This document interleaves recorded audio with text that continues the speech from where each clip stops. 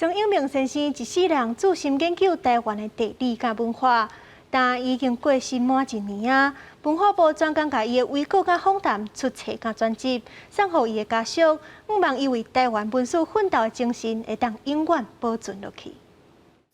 啉啦，背地唔通饲金鱼，好汉破目来三支，拼一步，爽快马达钱。唱起这条家己上喜欢的背底唔通饲金鱼，曾永明捌讲过，这首歌是228以后外省背景的作者为着促进族群融合所写的。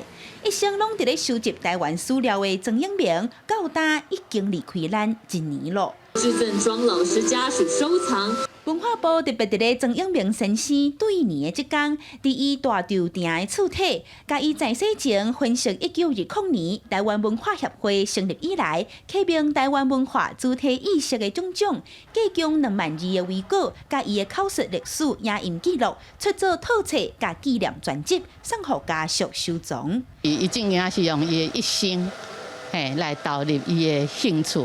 这个兴趣后壁是有一个理想。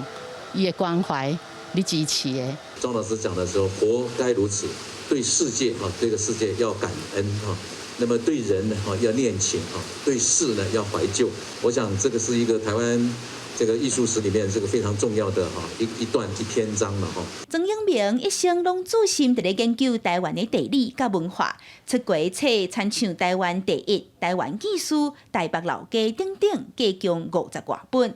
今年嘛是台湾文化协会成立100周，以共工的精神甲对台湾土地的热爱，也会伫这块纪念专辑永远留存。